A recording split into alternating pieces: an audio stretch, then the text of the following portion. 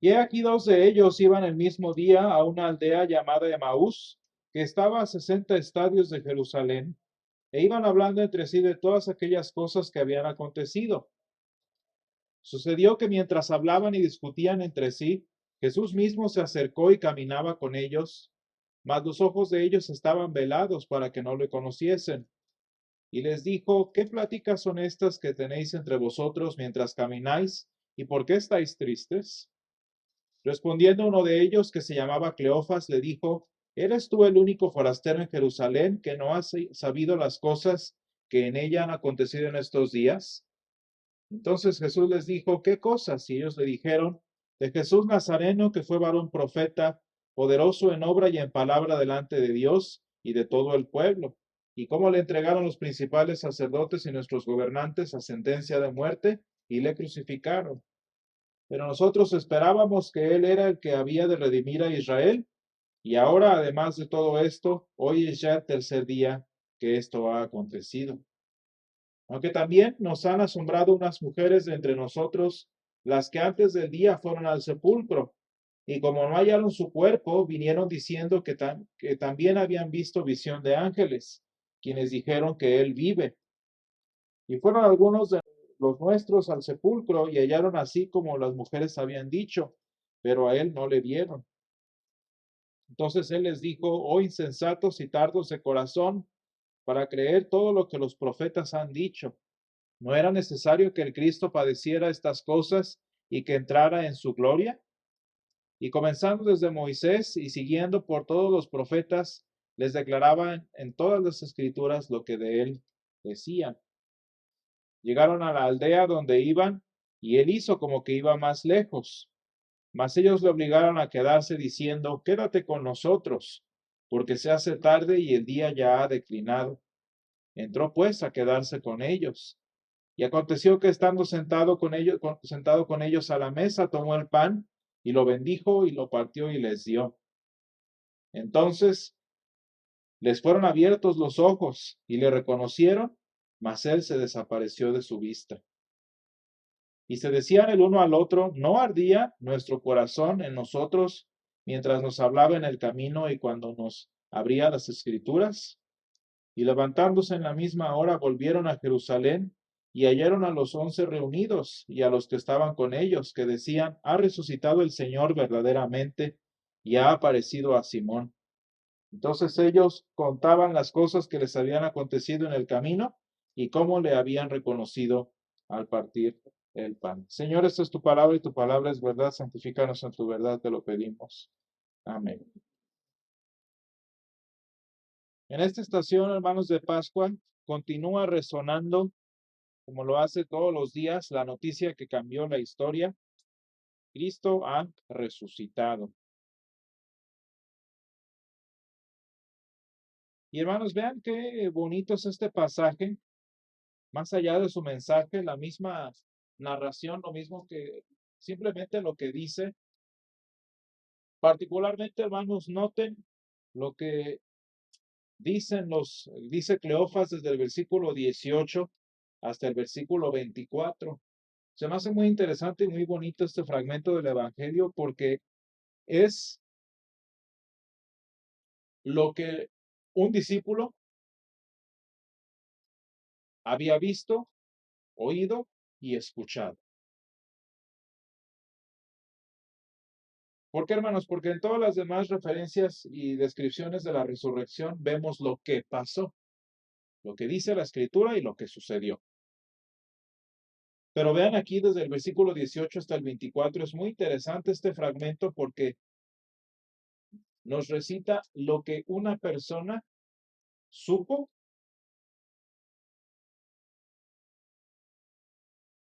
escuchó y vivía durante ese tiempo. Y de hecho es un recuento bastante fiel a lo que había sucedido, ¿no? Este discípulo Cleofas está describiendo todo lo que acabamos de vivir en la Semana Santa de manera muy breve, pero también evidentemente de primera mano. Curiosamente, hermanos, el mensaje de los ángeles del que habla aquí Cleofas no fue un simple anuncio estableciendo una verdad, un hecho, sino también un muy necesario recordatorio y si quieren verlo así, una llamada de atención, como dijo el ángel, ¿por qué buscáis entre los muertos al que vive? Y hermanos, es que como hemos estudiado esta semana, cuando estamos analizando la teología de la gloria y la teología de la cruz, la forma en la que queremos o quisiéramos ver a nuestro Dios y la forma en la que verdaderamente lo vemos, como seres humanos tenemos la terrible costumbre de creer y querer ver al Señor en donde no está. Suponemos que se mueve, suponemos que se presenta, suponemos que hace lo que no hace y en donde no está. Y hermanos, de tal propensión cristiana tan común para nosotros nos habla el Evangelio de hoy en San Lucas 24, 13 al 35. Y es que al igual que nosotros, tantas veces los dos discípulos que iban en este camino se preguntaban cómo es que el Jesús a quien habían dejado en la tumba, al que habían visto morir, al que bien habían sabido que lo habían entregado los principales sacerdotes y sus gobernantes a sentencia de muerte, ¿cómo es que ya no está donde debería estar, según nos dicen las mujeres? Decía allí. Vean el cambio de actitud que se da a partir del 22, del 18 al 21. Cleofas está explicando lo que sucedió, pero muy a la nuestra dice, pero ahora resulta que dice, muy posiblemente una de las que decían era su esposa misma. Ahora dicen que esto y esto, y hasta algunos de los nuestros han ido al sepulcro y lo han corroborado.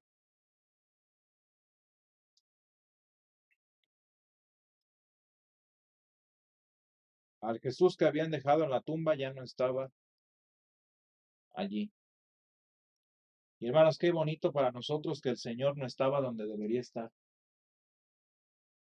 Qué importante es para nosotros que el Señor no esté en donde deben estar los muertos.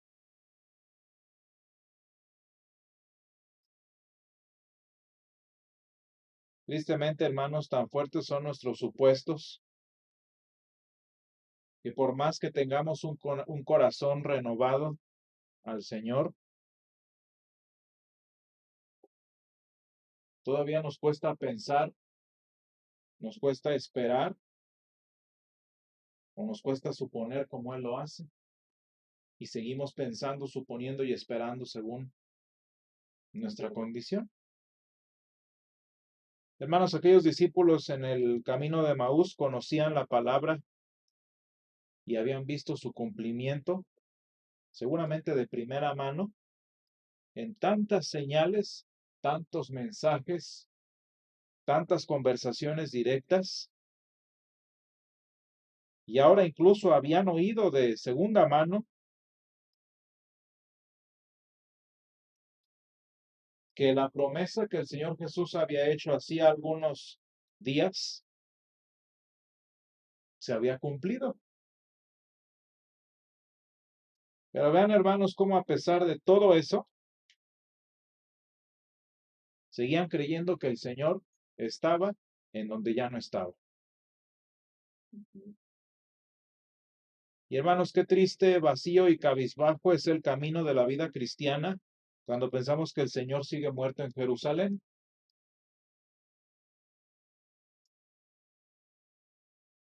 Hermanos, ¿cuántos cristianos sufren innecesariamente porque se creen solos en ese camino de sufrimiento?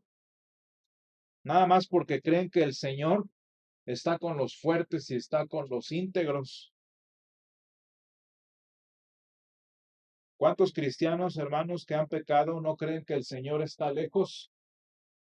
Porque el Señor se supone que debe estar con los ricos, con los perfectos, con los rectos. y por tanto no puede estar cercano a ellos. Hermanos, ¿cuántos cristianos, como lo hemos visto a la luz de la teología de la gloria, cuántos cristianos no pierden la fe solo porque el Dios en el que creen se supone que debe estar en la abundancia, en la salud, en la riqueza, en la prosperidad y no en la situación de vida en la que, como cualquier ser humano, termina cayendo? Qué triste, hermanos, es pensar que el Señor está donde no está. Y porque lo creemos lejos, nuestro camino de Maús termina siendo de derrota. Sin embargo, hermanos, el hermoso mensaje de aquella tarde del que leemos aquí ya estaba empezando el lunes.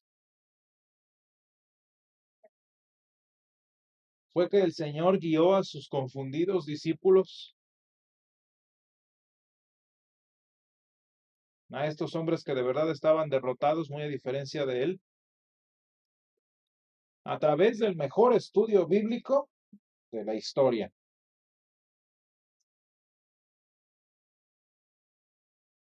Y comenzando desde Moisés y siguiendo por todos los profetas, les declaraba en todas las escrituras lo que de él decían. Y encaminó sus pasos, hermanos, para mostrarles el lugar exacto donde, a pesar de la ceguera espiritual que tuvieran,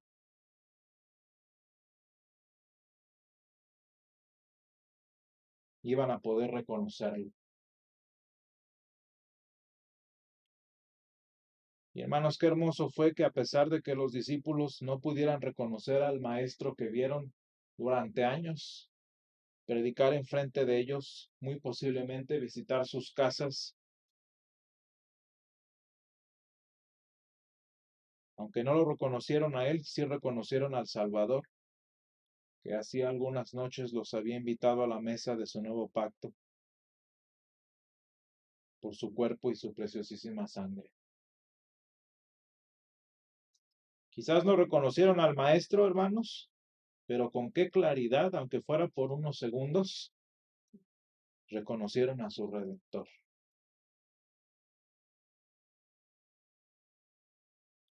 Hermanos, de esta manera es muy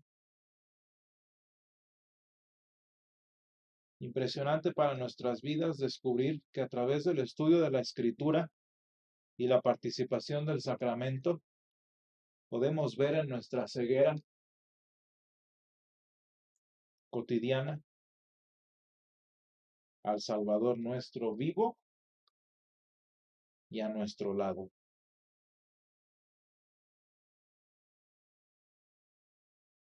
Hermanos, reconocer al Señor sentado con nosotros a la mesa de su salvación nos permite entender algo como lo hicieron los discípulos.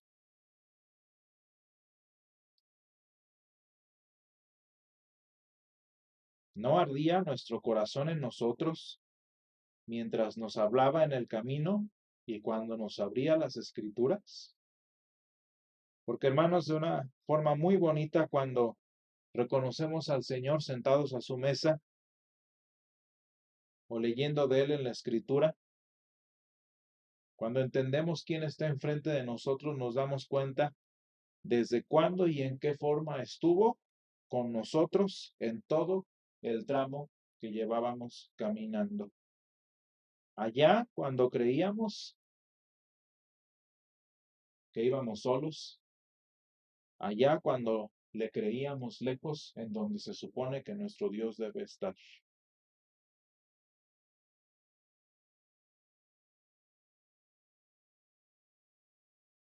Y hermanos, ciertamente haber descubierto al Señor tras el velo de nuestra ignorancia nos lleva a pedirle, como le dijeron los discípulos, quédate con nosotros. De ahí que, hermanos, es todavía más bonito para nosotros ver que el Evangelio de hoy nos enseña que en ese único y brevísimo instante en el que ellos lo reconocieron,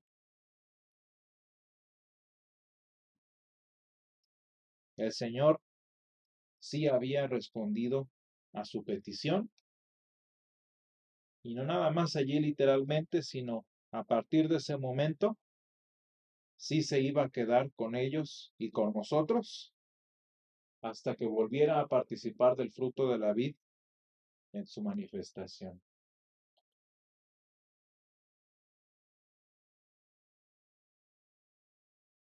Y hermanos, qué bonito es que este camino de Emaús en el que vamos nosotros, a cualquiera sea la distancia que quede de nosotros la ciudad destino,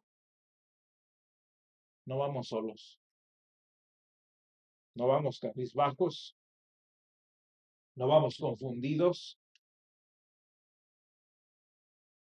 no vamos sintiéndonos tan derrotados como el Señor que creemos derrotado, sino que entendemos quién camina a nuestro lado, reconocemos al que nos invita a la mesa, y cuando descubrimos al Señor a nuestro lado en su palabra y en el sacramento, nos damos cuenta, hermanos, de que verdaderamente Jesús se quedó con nosotros hasta que en su reino venga en gloria y nos lleve ahora a nosotros a caminar con Él. Señor, te damos gracias en esta mañana por el Señor en tu palabra. Tú te muestras a ti mismo, muestras a tu Hijo, Señor, desde Moisés y pasando por todos los profetas. Y porque, Señor, al invitarnos Él a su mesa, a la mesa de nuestra salvación, nos permite, Señor, darnos cuenta de cómo este camino que llevamos en nuestra vida no lo hacemos solos, no lo hacemos en derrota, no lo hacemos en desaventura, Señor, sino lo hacemos del lado de tu Hijo. Y gracias te damos, Padre, porque nos has mostrado, Señor, después de quitar el velo de nuestro rostro, a nuestro Salvador que camina con nosotros. Y te rogamos, Padre, que nos permitas disfrutar esta promesa, Señor, que Él nos dio de que verdaderamente se ha quedado con nosotros en tu palabra y en el sacramento, Señor. Ayúdanos a participar de Él con gozo. Ayúdanos, Señor, a leer tu palabra con ahínco. Y, Señor, te rogamos que cuando nos sentamos solos, cuando nos sintamos lejanos, Señor, o cuando lo creamos a Él distante, Señor, podamos darnos cuenta de que camina a nuestro lado, Señor. Todo esto te lo pedimos en el nombre de Jesús. Amén.